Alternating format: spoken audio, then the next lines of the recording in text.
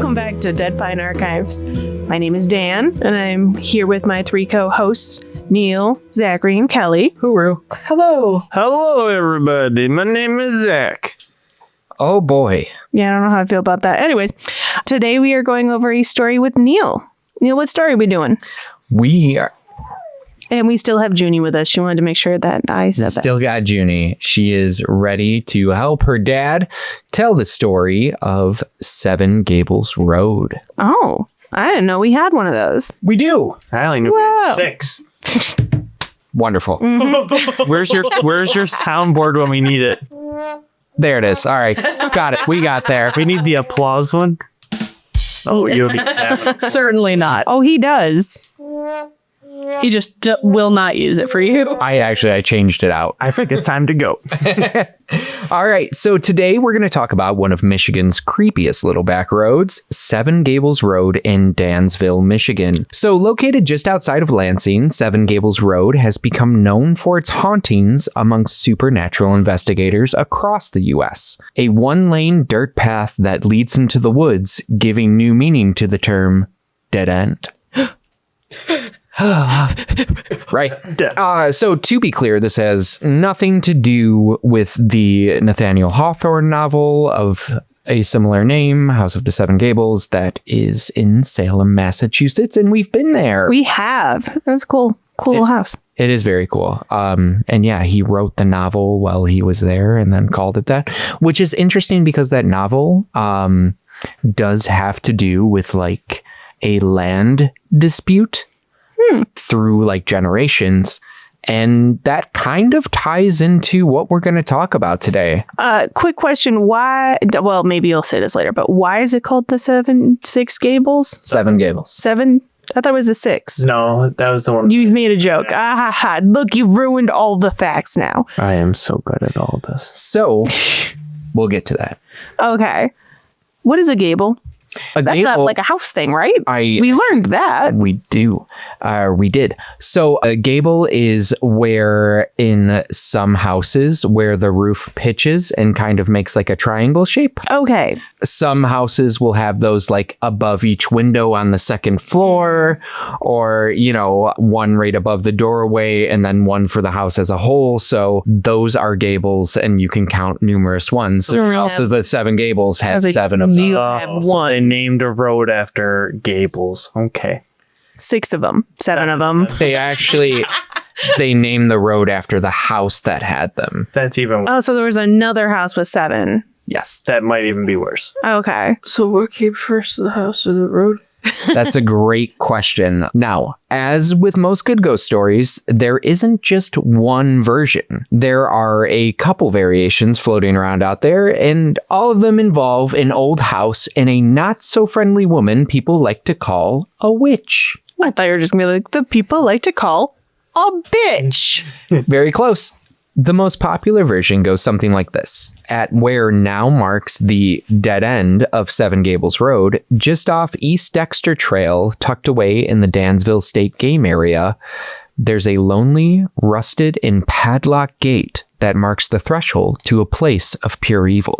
When you say game areas, that's where like hunting's done, right?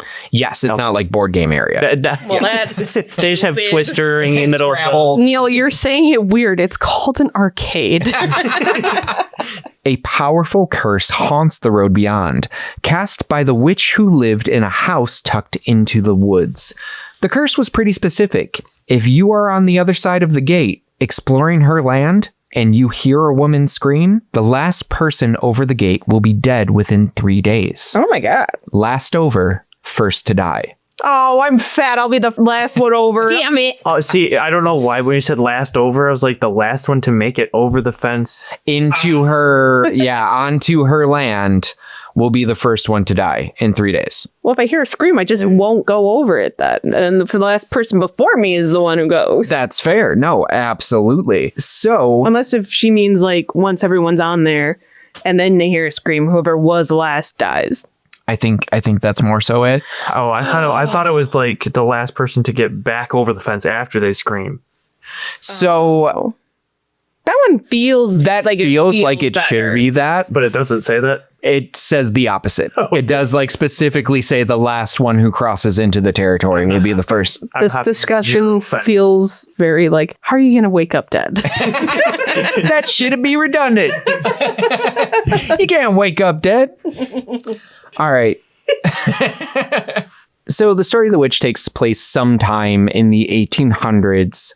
But by the early 1900s, a new family built a house on her property. Think the Amityville Horror, Michigan edition? Oh, okay. Yeah. Don't like that. Lots of fun.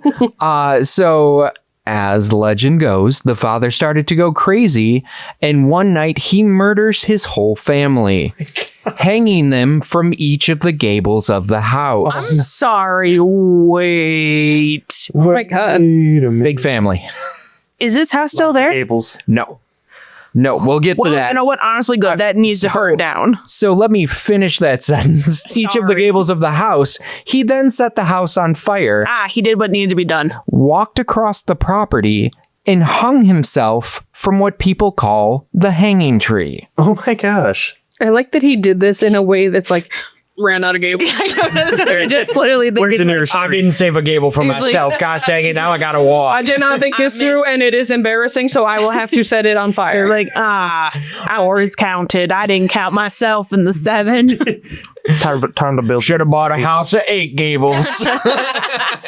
There's no time to build another gable. If I burn it down, they won't even know. I'll just put myself on the tree. How long will it take me to build another gable? That was the same tone as Google. Show me these guys' balls.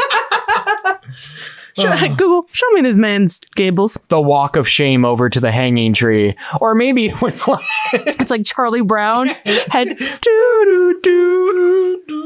this man murdered his family. Where's my tree to hang? Or maybe it was like... Maybe it was... It was a sad Charlie Brown tree that he hung himself from. I'll cry. Maybe it was like absolutely on purpose though, where he was like, man, I fucking hate that family. I don't even want to hang with them. I'm gonna go hang over on this tree. I'm gonna go hang out in some nature. Or he's like really sad, and that's just like the tree he spent all of his free time with. I mean, he was something. He was Killing a family of 7 is family of 8 is a lot. right.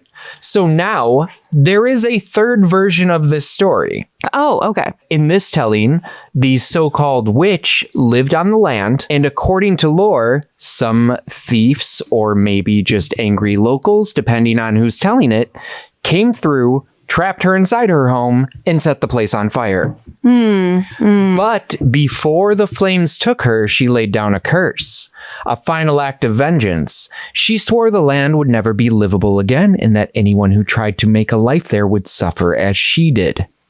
I feel like witches need to get better at their curses. Right. Because you're really not damning any of the people that have caused you your misfortune. Like, if this is like, 100%.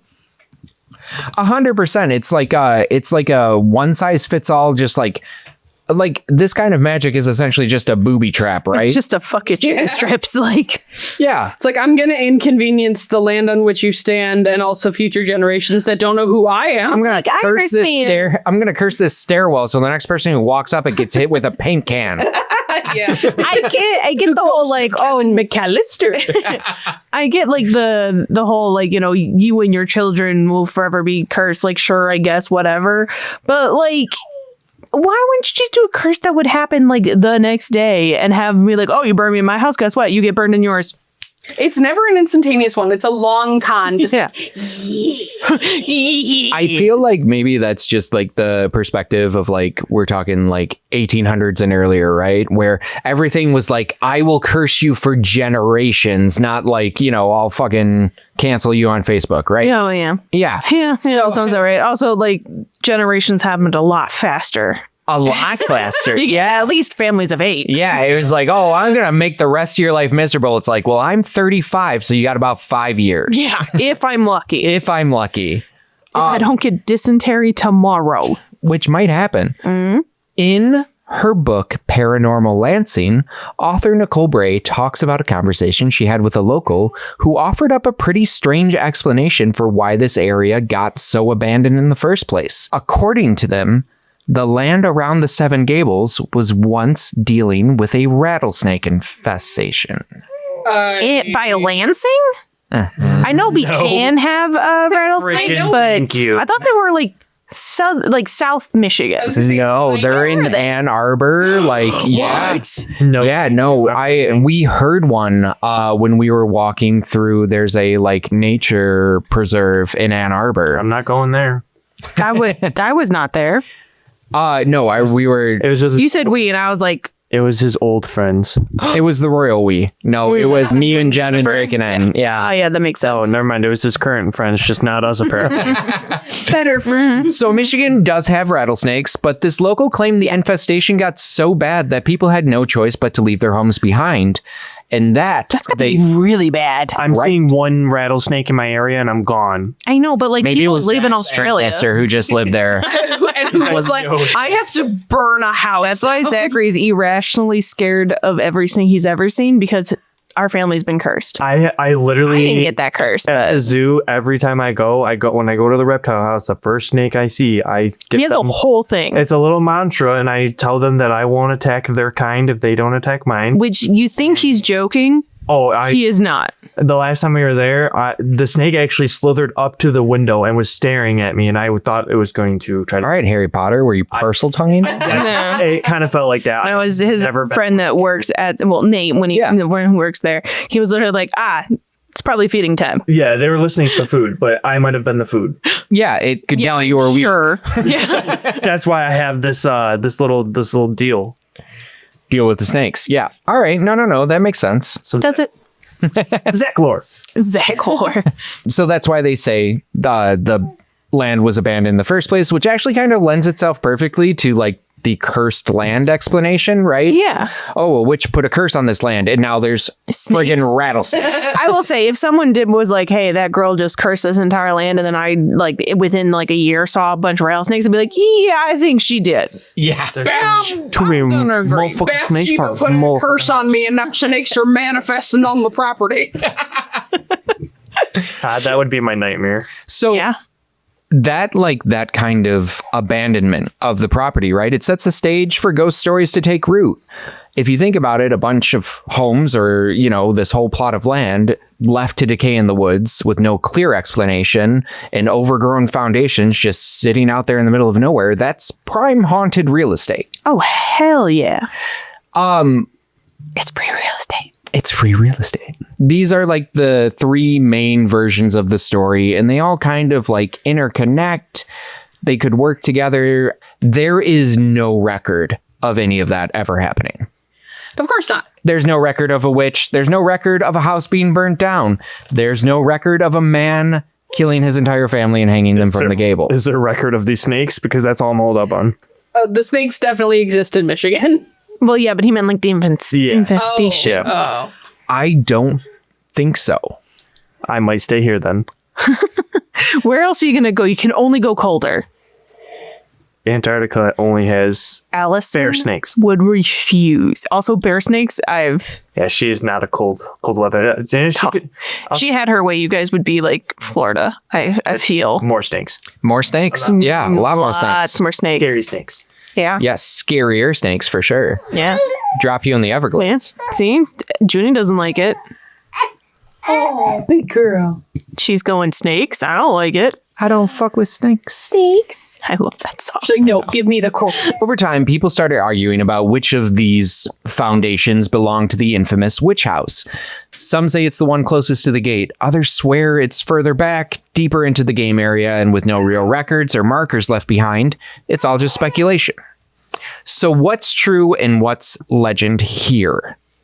As I said, the witch and the father seem to be an urban legend. But there are old stone foundations in the woods. Ooh.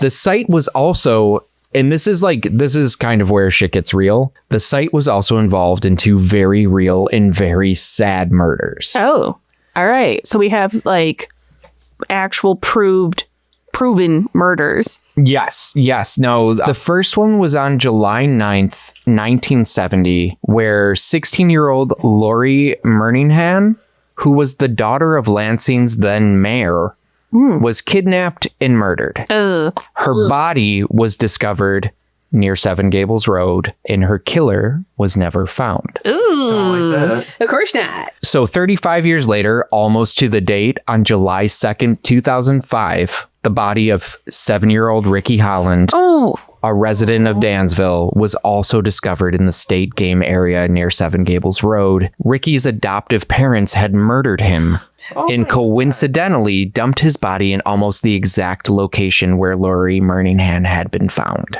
He's 7.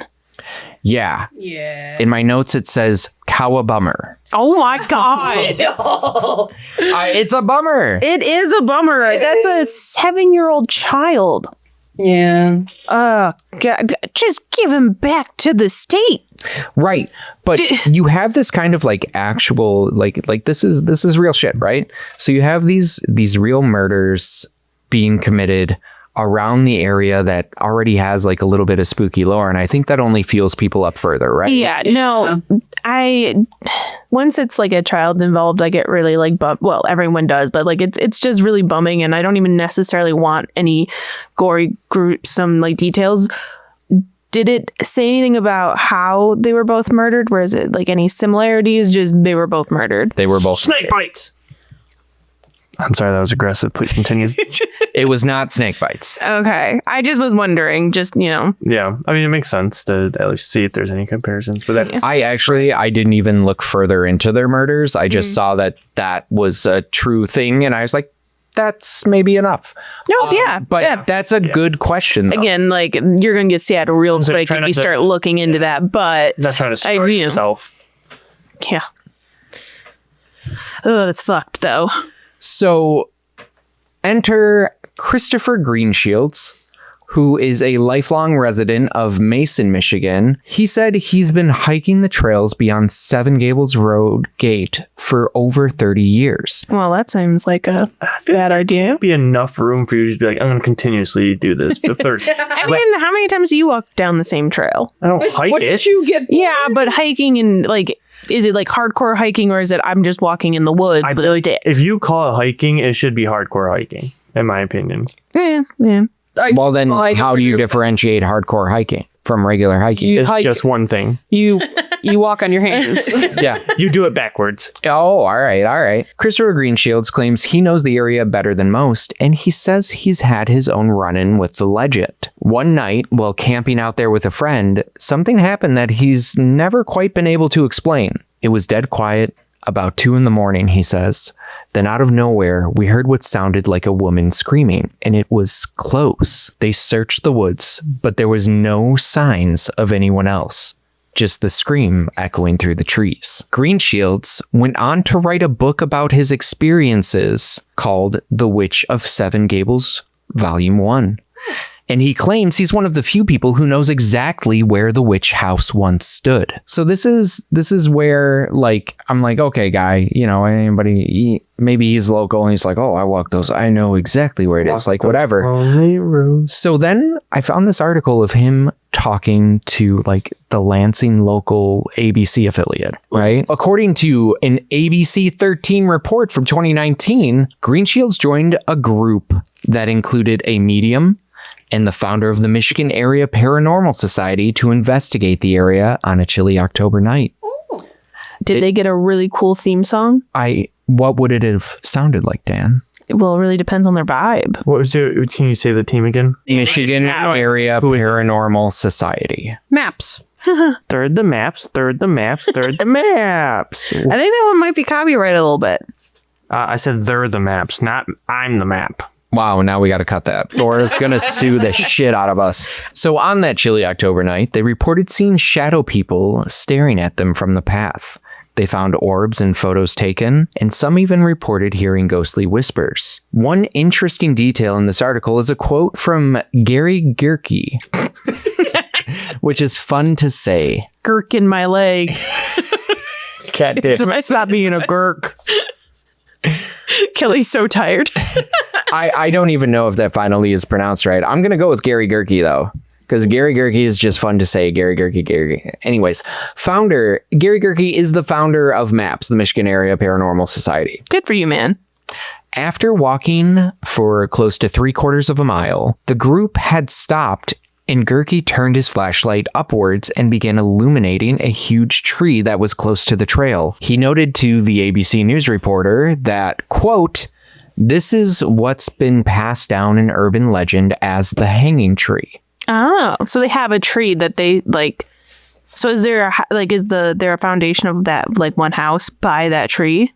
They said he like walked across the property. So Okay. it's somewhere near it. Okay. He went on to continue that legend has it this big limb that used to come all the way over the trail was the spot where the gentleman who killed his family hung himself from. So it was over the trail, you said? Yes. So the trail that remains today, there was a large branch of this tree that hung over it, and that was the hanging branch of said hanging You tree. could tell if I owned that property because that path would go woo, right around around this. just far enough where I know that branch wasn't. Or I would have just cut the branch Well, no, the branch. Well, yeah. before he hung himself. I Ah, would have known. you would have been proactive beforehand. So he continued that they would always take pictures of this tree, and absolutely none of the pictures would turn out until about 6 or 7 years ago when that big limb that went over the pathway broke off. Mm. And every time they've been back since, the pictures turn out fine. That's weird. Are they using digital? Are they using film? I mean, this is like 2019. So Well, that's why I was wondering because, like, if you have like your phone and it will not take a picture, Tends to Or, happen you know? when you're using an old school Nokia. So well, that's why I was wondering if they're trying to do like ghost photography with like a Polaroid or something. and you I'll know? be damned, my Barbie camera just won't turn out pictures of this tree. Well, that's I don't. It depends. on I know. Whenever there's stories about like any modern thing, be like, and I'll be damned, the photos didn't turn out. I was like, there was this. were you using a viewfinder? There was this one. all my pictures are Bert and Ernie. Ow. There's All these are like commemorative photos of the Empire State Building, not the tree. But there's this TV show, and I've only watched a few episodes of it. It's like something Expedition or whatever. It's like a well-known show, but they did an episode on Eloise, which is an asylum in Michigan that eventually we'll go over. But the guy who was doing kind of like the ghost hunting, they'd used a Polaroid, and they were talking about how that they had, been told or heard that ghosts react better to items from their time. So if you were going to try and get proof of a ghost that's older, you'd want to get like, a Polaroid Tiny camera. And there's something about that where they, think that just film captures it better. But I also think it's because film makes more mistakes. When did he does. hang himself? That legend of the man who killed his family was like A legend. early 1900s. Oh, okay. Yeah. Hell, So it. no cameras? I don't know on the first cameras, camera. I mean, I don't know if they were like widely.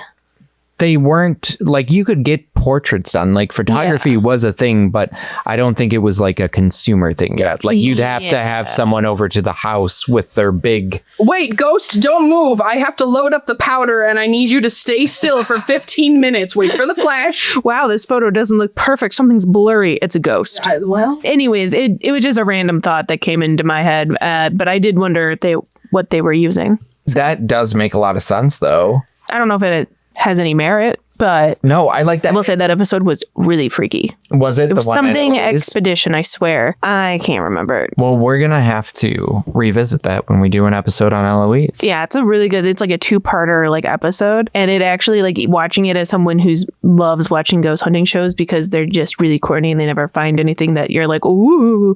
They did a very interesting way of going about it, and it did feel a little spook.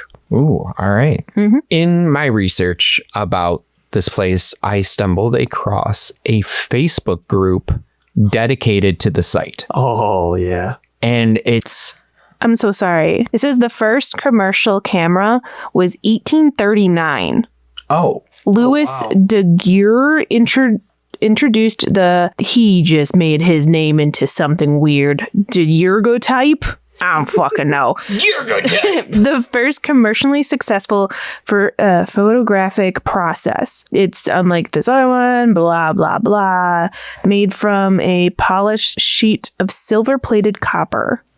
So I think it was still like the metal tin type kind of thing. tin type photos, yeah. So I don't think this is something most people would have, but it was commercial. Gotcha. But yeah, that was 1839. So the early 1900s, you could have. I'm still thinking that it was very rare, and it was rich people who, if anyone was going to even have one, would have. Yeah, high weren't. They're still not cheap, so I can't imagine. Yeah, there was also one that developed in 1841, which used paper coated with silver iodine to create a negative image. So they even moved on from metal pretty quickly. There was another one in 1851, so it kind of keeps going. Yeah, and it also says that there was a developed 35 millimeter camera in 1925. It was compact size and portable. It was popular amongst journalists and photojournalists and amateur photographers alike. So, I mean, I guess they could have had cameras. This has nothing to do with the actual story. I just needed to look up when cameras were a thing. No, absolutely. I believe what I read was that none of them had like a Super 35 or anything like that, but they did have the old ride from Chuck E. Cheese where you sat in the car and they took a photo of you. And it looks like a drawing when it's Yeah. Oh, hell yeah. Love that. Oh, I have a picture of me and Jennifer as adults in one of those. Same, but I was also working at camp. I was also there. Do we have a picture together? We might have that picture. I think we might. Yeah. We worked together. Was it a spooky camp? It was No. It was a special needs camp. Yeah, you sound like an asshole. Well, from what we've learned in past episodes, many people would interpret that as a very spooky camp. They would, but honestly, those kids were pretty delightful. Yeah. Very sweet. Yeah, no, I remember the summer you guys worked at that camp and you came home talking about how sweet the kids were. Yeah. Anyways, continue on. Indubitably. Indubitably. In that Facebook group, the last posts, like the most recent posts, were in January of 2024. So I don't know what has happened for the last year and a half, but January 2024. yeah, We're coming up on a full year. full 2 years. Full 2 years. I'm an idiot. No, I gotcha.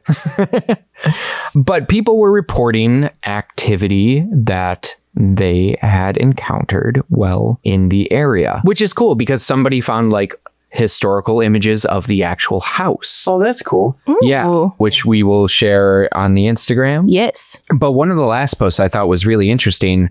Somebody sat out there with a spirit box over 3 nights That must have been boring. Yeah. and then recorded like every word / string of words that they heard. And some of the phrases they recorded hearing were, quote, "I didn't want to die," quote, "I'm buried close by," and quote, "Can you see me?" I thought they were all going to rhyme after the first two. Oh, see, I thought it was going to be like, quote, "There was only 7 gables and I was look all- like a fool."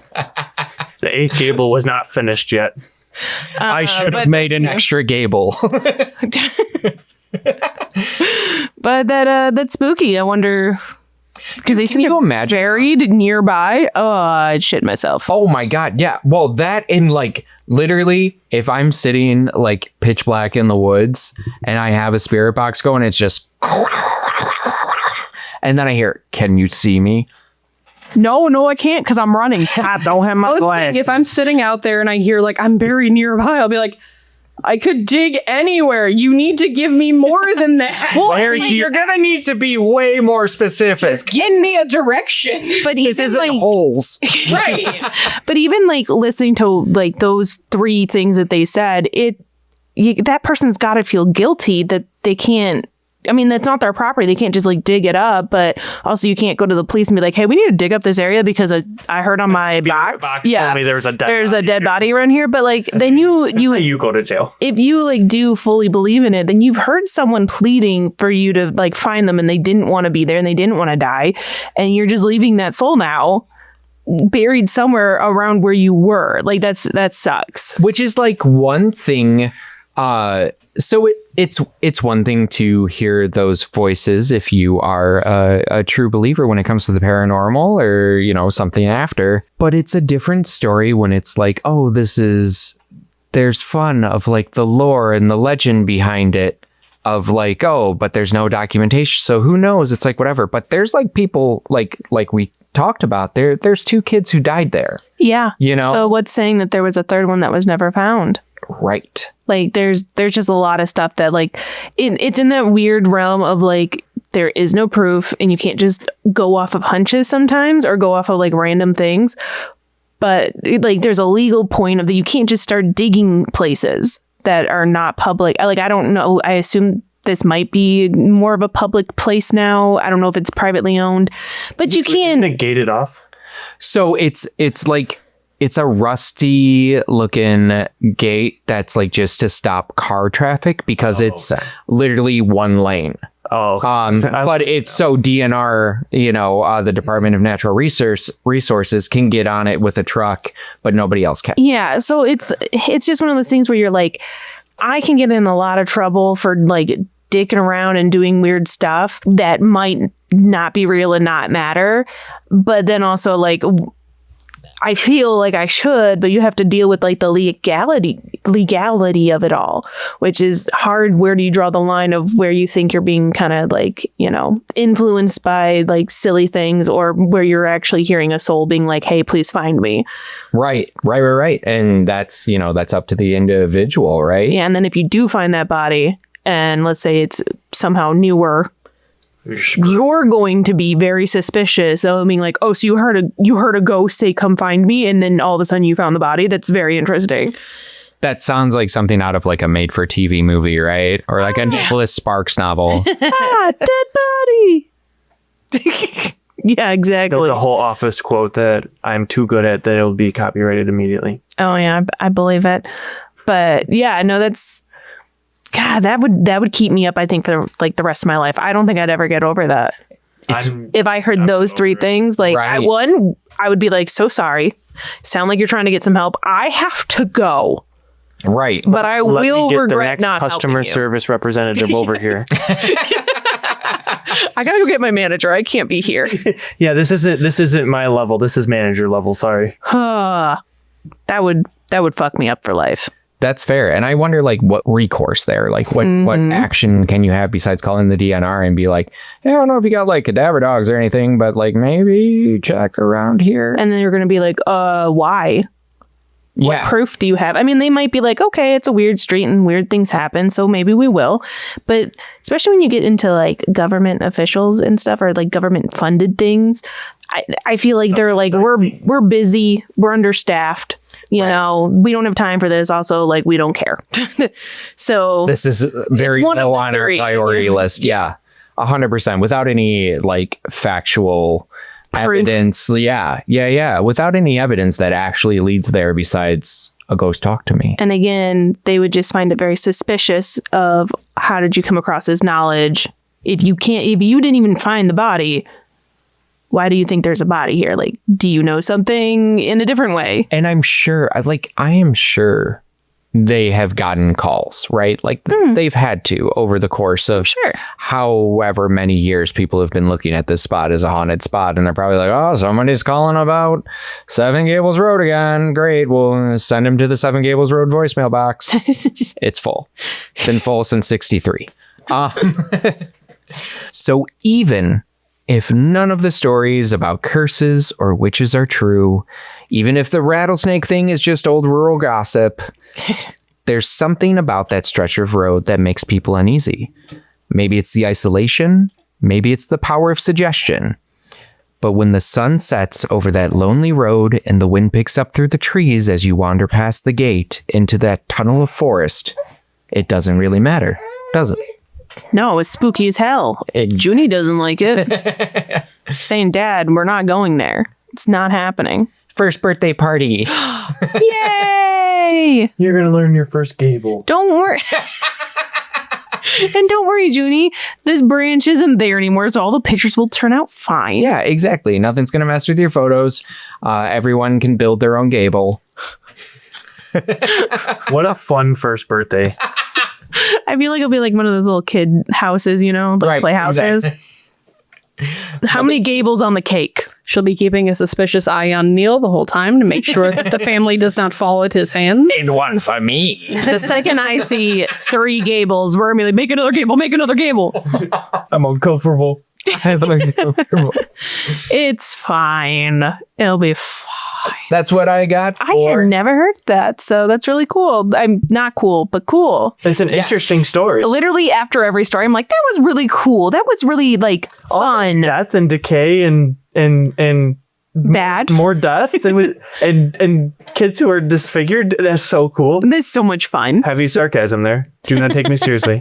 So that's what kind of like what I liked about this story is that, you know, we've covered a lot of stuff that's really fun to talk about when it comes to like cryptids. Cryptids tend to be more fun. They're a In a lot way. more fun, and even like, you know, making fun of the absurdity of like with the knowledge we have now of like the medical profession and you know, the early 1900s. But this one, reading it, especially with the real murders attached to it, it's like, oh, this is like kind of spooky. It's a little bit more grounded, Yeah. you know? Yeah. Because even, like I said, you know, even the lore isn't true. Like, we know people died there. Yeah, there's And 100% proof. Yeah. Which is something that I feel like whenever we're talking about something, especially in like the 1800s, there's never like hard concrete proof that someone saw something. There's just the legend that they have. Or like you'll look at like the Holly Hotel and you're like, there's no like actual proof that this person worked there, lived there, died there, or anything. So I appreciate having proof, but unfortunately I don't really want that proof. I would like that to not be there. Right. It makes it a lot less fun. Yeah. For sure. Cowabummer. Cowabummer. That's it. Any last comments? I know you two are very tired. We shot a little late today. No, thank you, Neil, for all of the research that you did. Yeah, thanks you. Thanks you. Thanks you. Yeah. Thanks, you research guy. That's my new thing. Thank you. Thanks you. Yeah, well, thanks for listening along with us. And Neil, great job looking that all up. Like I said, I had never even heard of it before. That's a real spooky one. I might already be a father. Oh, yeah, and there's the exciting news right there. Spooky. Little Junie's gonna have a cousin. Redacted. Redacted is the name. Yep. Kind of like, you know, resuscitate. It's short for, Regurgitate. it's actually like, you know how some people go by like Chris or Topher and the name's Christopher? Yeah. Redacted is just the middle of pterodactyl. Yeah. Yes. That's actually the most Zachary name I think I've ever actually heard. In the comments, please say congratulations, Redacted, and then please hashtag it with Merry Scratchmas. Rawr. I'm gonna cut it here because some people are very tired. If you have a second child and it's a girl, her name should be Mary Scratchmas Raymond. Yes, please. No, Allison's gonna hate you. She's already hated half the names I came up with. You're gonna say Shirley already halfway hates Neil. Anyways, follow us on Instagram, Dead Pine Archives, and also give us a rating, please and thank you. We would love a 5-star, but I guess be honest with it. Don't hurt my feelings. I don't know. New episodes come out on every platform that has, you know, podcasts, whatever you're listening to us on right now. Well, that's where another one will come out. So sit tight. Comments, questions, concerns, give us an email, give us a comment, tell us some stuff. If we got something wrong, I'll listen to the critique, only cry a little bit. I will be heartbroken forever. But also then you can still do it. We still believe in you. Yeah. And I think that's about it for today. So thanks for joining us, and we will see you in the next episode. Au revoir. Bye. Hooray.